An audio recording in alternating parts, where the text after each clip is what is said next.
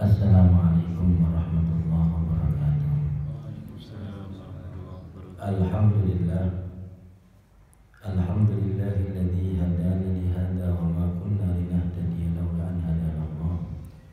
Asyhadu an la ilaha illallah wahdahu la syarika lahu wa asyhadu anna sayyidana wa maulana wa habibana wa syafi'ana qurrata a'yunina Muhammadan abduhu wa rasuluhu wa habibuhu wa sahbihi wa khalil. Allahumma shalli ala khatmi anbiya'i wa sayyidi rusulik wa imami ahli haqiqatik wa safatika min khalqika sayyidina Muhammadin wa ala alihi wa sahbihi wa sallim wa ansurna bihi wa aslih syu'unana wa syu'una ummati ajma'in.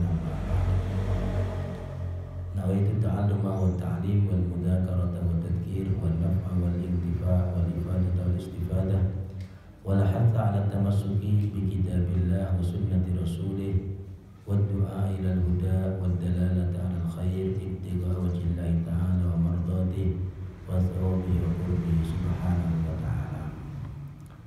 Alhamdulillah, kita bersyukur kepada Allah Subhanahu wa taala. Allah Subhanahu wa taala masih memberikan kita kesempatan. Allah berikan kita kesehatan, Allah memberikan kita taufik dan berikan kita hidayah, sehingga kita bisa sama-sama mendengarkan hadis-hadis yang mulia baginda Nabi Muhammad SAW.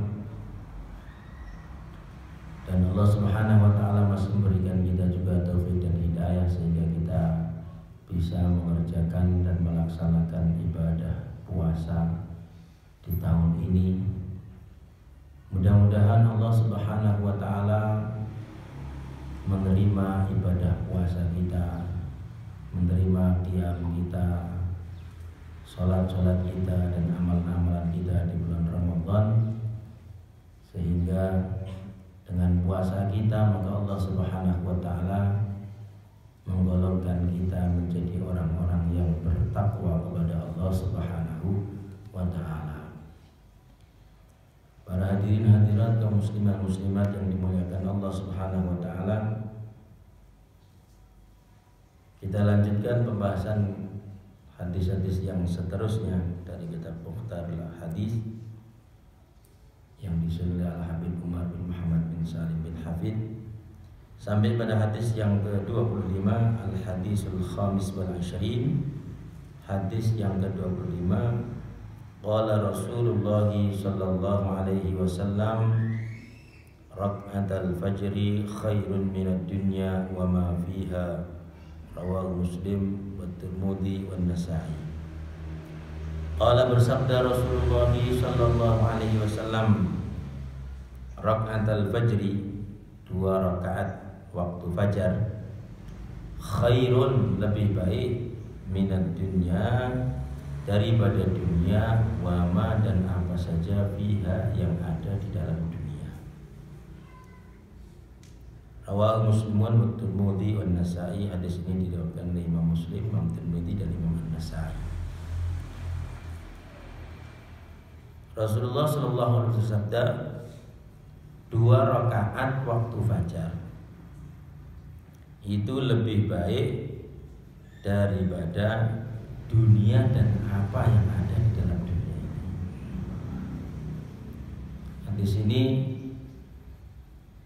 menerangkan satu fadilah yang sangat besar, satu keutamaan yang sangat besar, yaitu mengamalkan sholat. Yang dimaksud di sini adalah sholat sunnah yang dilaksanakan waktu fajar, atau sunnah yang dikerjakan sebelum kita melaksanakan sholat subuh atau qabliyah. 2 rakaat di waktu fajar, qabliyatul fajar yang kita kerjakan, itu nilainya lebih baik daripada dunia dan apa saja yang ada di dalamnya.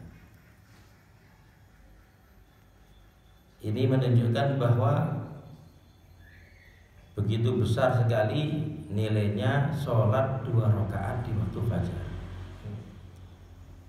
Dan kita tahu dunia yang isinya, kita pahami, mungkin orang yang tahu nilainya dunia dan seisinya, kalau dia diberi oleh Allah Subhanahu wa taala sebagian dari dunia saja, kadang-kadang orang sudah senang dibeli tanah mungkin beberapa hektar, puluhan hektar, ratusan hektar, mungkin beribu-ribu hektar, lengkap dengan tanaman-tanamannya, rumah-rumah, istana-istana yang mewah, lengkap dengan isinya. Dia akan merasa bangga dan senang dengan yang dia miliki dari dunia ini.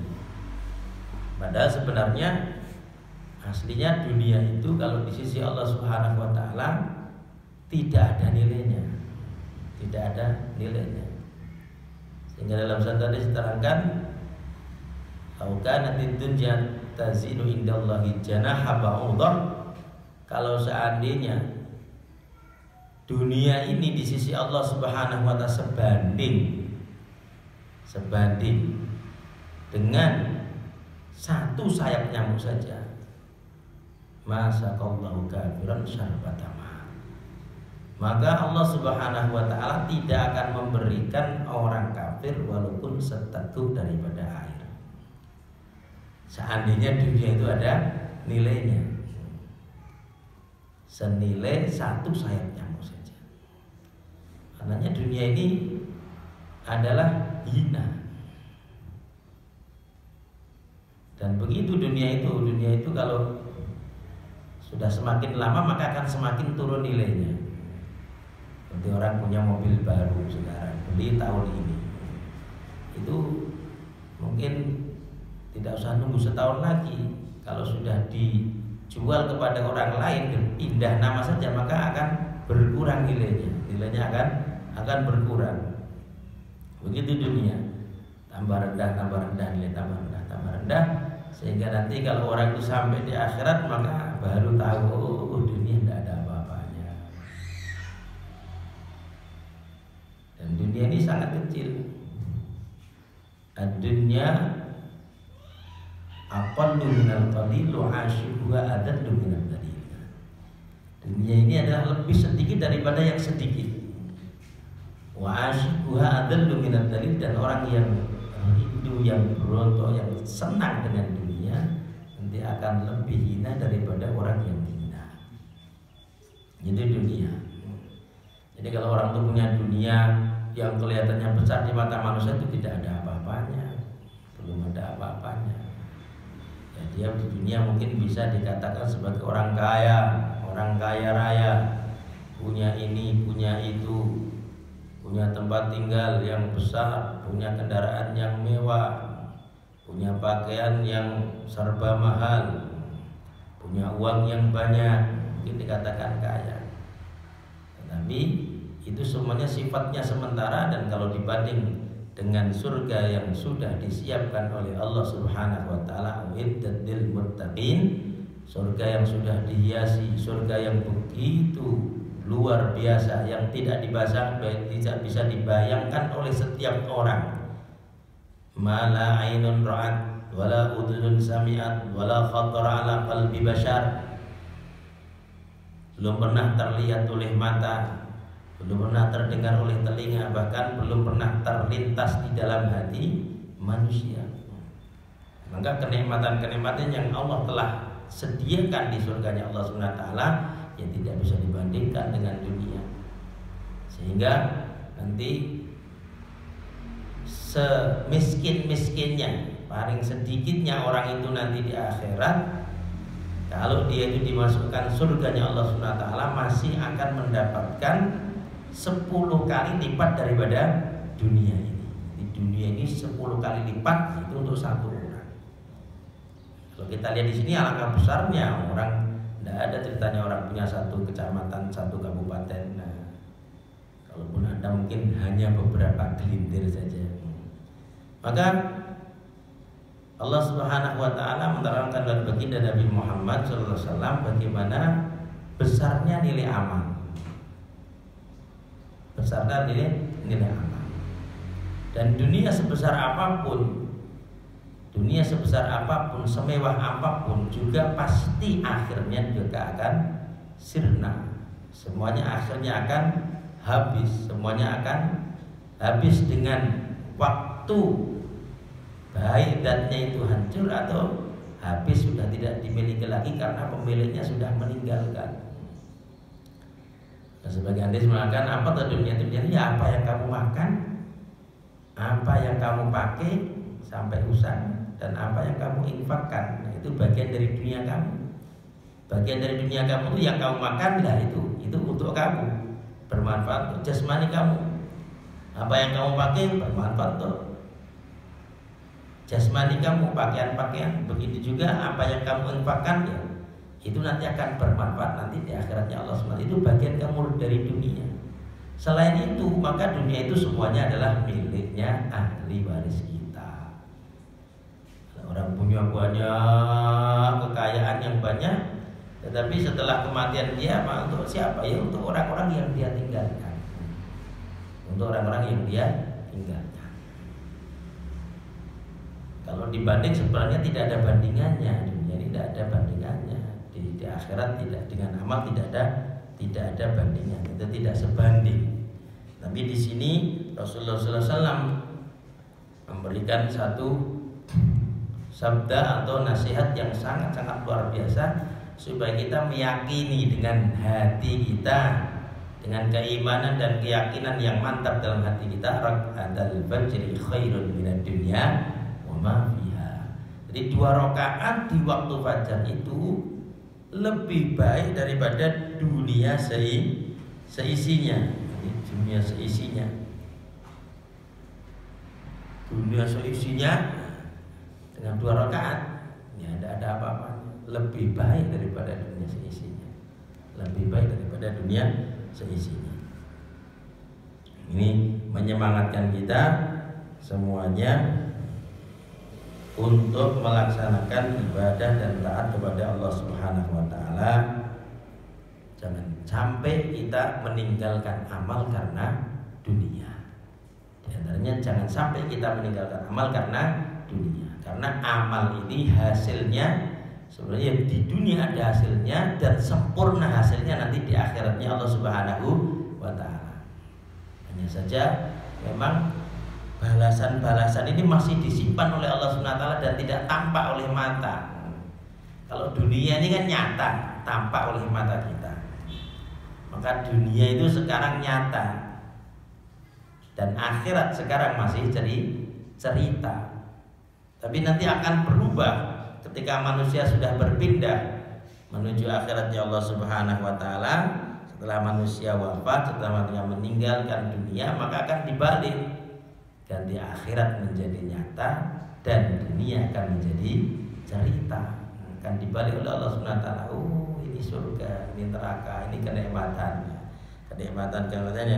yang diceritakan oleh baginda Rasulullah, kenikmatan surga, ancaman-ancaman yang neraka, dahsyatnya neraka dan api neraka, maka akan tampak semuanya di sana.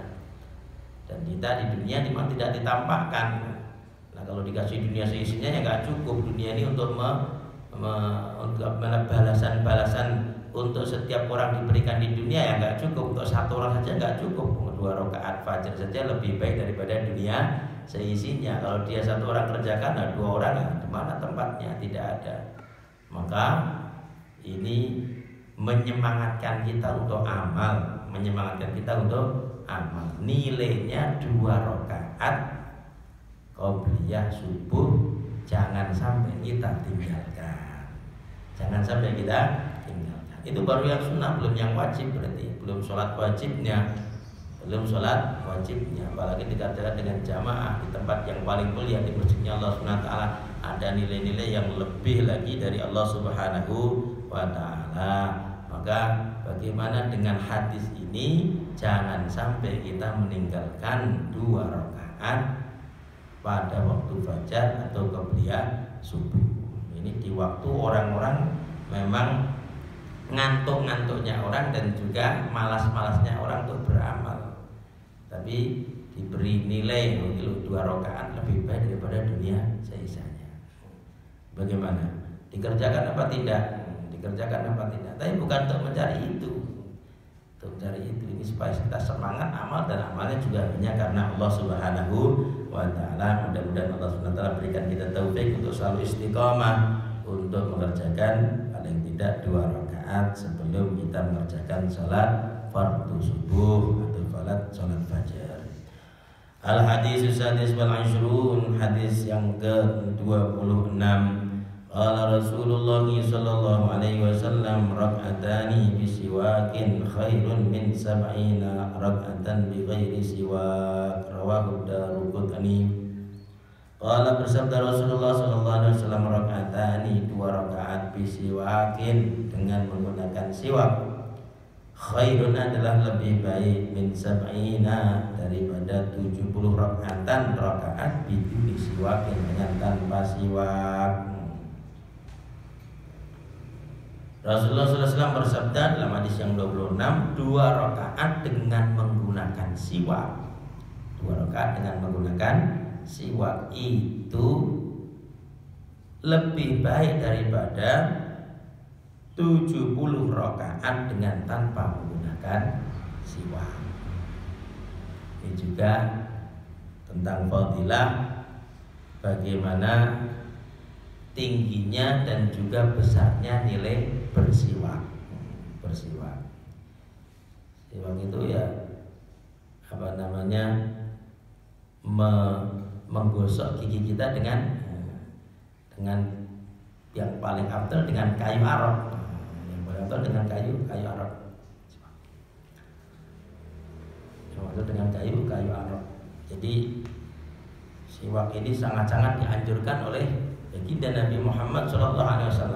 Ini siwak diantaranya kayu arok itu yang paling afdal digunakan untuk bersiwak, menggosok gigi kita dengan kayu arok. Dan bisa juga dengan kayu-kayu yang lain. Kayu-kayu yang lain juga bisa saja digunakan dengan kayu-kayu yang lain. Kalau yang paling afdal yaitu dengan menggunakan kayu arok itu. Kalau tidak ada, bisa juga dengan kayu kurma, pelepah kurma. Pelepah kurma bisa digunakan untuk siwak. Begitu juga dengan kayu zaitun juga bisa. Dan juga kayu-kayu yang memiliki bau-bau yang bagus atau bau-bau yang enak.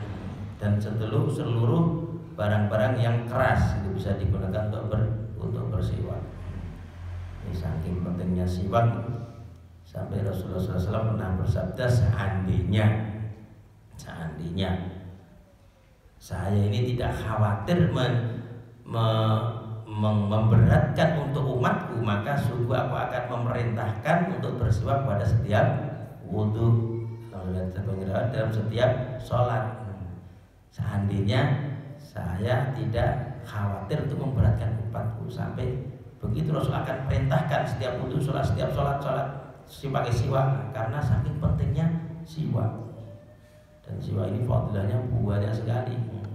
Di antaranya menguatkan gigi, menjadikan kuatnya pandangan mata.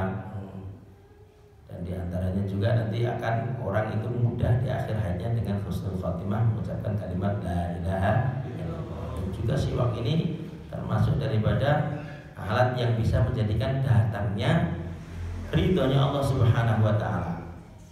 Begitu. Dan juga siwak ini termasuk barang yang menjadikan bencinya setan. Setan paling benci kalau orang itu bersiwak.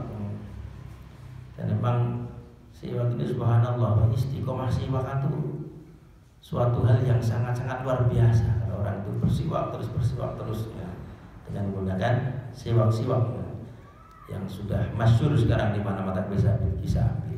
Mungkin orang punya apa-apa ya, punya barang-barang yang mahal-mahal dan juga mungkin pecinya mahal, bajunya mahal, mereknya karena bagus, sarungnya mahal, tapi siwak tidak punya. Padahal HP-nya mahal, pulsanya juga isinya mahal. Ya baru pulsanya kuotanya buat beli siwak sudah berapa itu?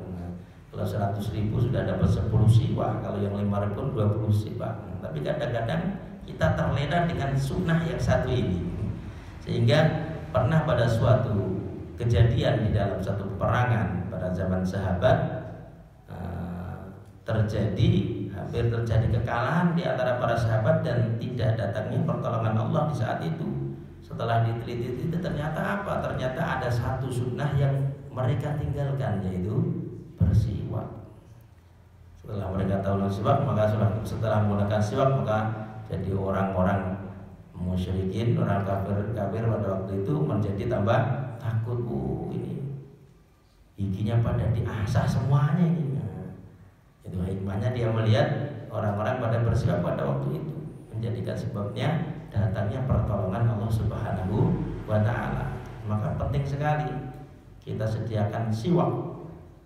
Kalau bisa setiap waktu kita membawa siwak. Mau wudu bersiwak, mau sholat bersiwak, mau tidur bersiwak. Setelah tidur kita bersiwak. Ini sangat-sangat paling sunnah lagi. Kalau orang mau sholat bersiwak, siwakan dulu. Begitu juga kalau mau wudu siwakan dulu. Bangun tidur siwakan. Atau mulut berasa berubah baunya dengan bau yang tidak enak juga siwakan. Kecuali pas waktu puasa. Sebagian ulama kalau pas waktu puasa boleh bersiwak sampai sebelum zawal atau sebelum tergelincirnya matahari. Tapi Al-Imam Nawawi mengatakan bersiwak pun tetap masih sunnah walaupun dalam keadaan berpuasa secara mutlak. Jadi tetap boleh siwakan terus. Dan diantaranya siwak ini supaya menjadikan nanti kita diberikan oleh Allah Subhanahu wa Ta'ala di akhir hayat kita menjadi husnul khatimah. Maka penting sekali siwak ini. Harus diperhatikan betul.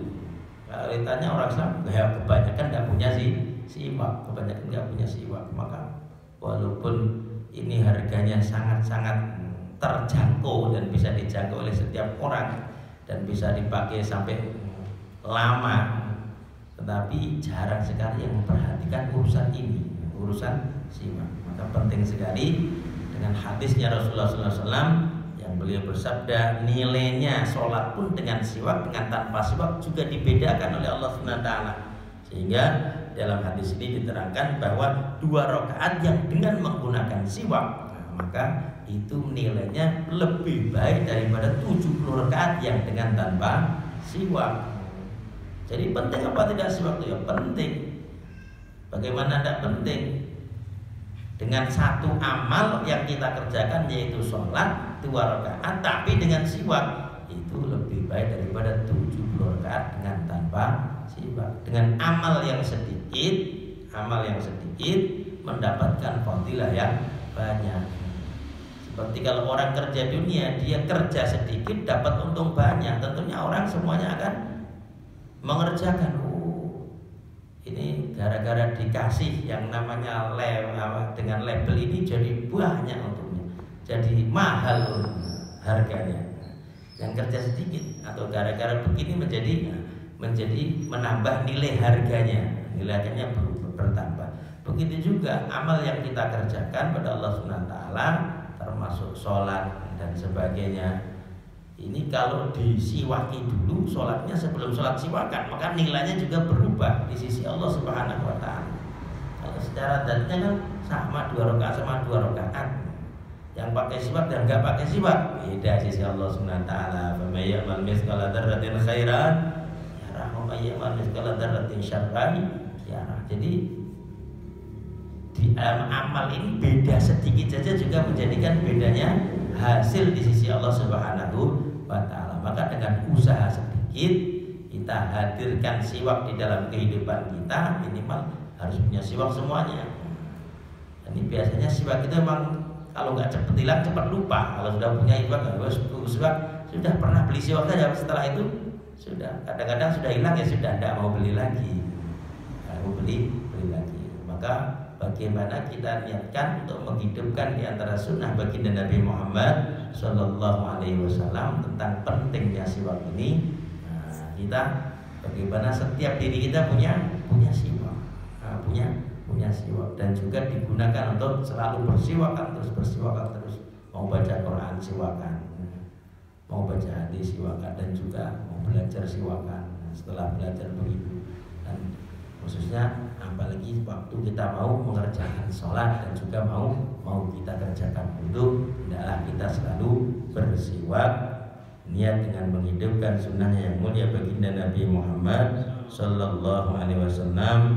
Mudah-mudahan Allah Subhanahu wa taala berikan kita taufik dan hidayah untuk selalu bisa mengerjakan sunnah yang mulia baginda Nabi Muhammad sallallahu alaihi wasallam. Wallahu a'lam. Ya Rabbana a'tarafna bi annana tatarafna wa annana asrafna 'ala alladha ashrafna fadum 'alaina tauba tansilu kulla hauba wastur lana al-awrati wa aminir rawati waghfir liwalidina rabbi wa mauludina wal ahli wal ikhwani wa sairil khillani wa kulli dhi mahabba aw jiratin aw suhbah wal muslimina ajma amin rabbi isma wadlan wajudan manna ala biktisabin minna bil mustafa rasuli Allah bi kulli suli salla wa sallam rabbi alaihi adal habbi wa alihi wa sahbihi idadatosi suhbi walhamdulillahi fil bad'i wat tanahi ashhadu an la ilaha illallah astaghfirullah nas'alukal jannata wa na'udzu bika minan nar ashhadu an la ilaha illallah astaghfirullah nas'alukal jannata wa na'udzu bika minan nar ashhadu an la ilaha illallah astaghfirullah nas'alukal jannata wa na'udzu bika minan nar Allahumma innaka afuwwun tuhibbul afwa fa'fu anna Allahumma innaka afuwwun tuhibbul afwa fa'fu anna Allahumma innaka afuwwun tuhibbul afwa fa'fu anna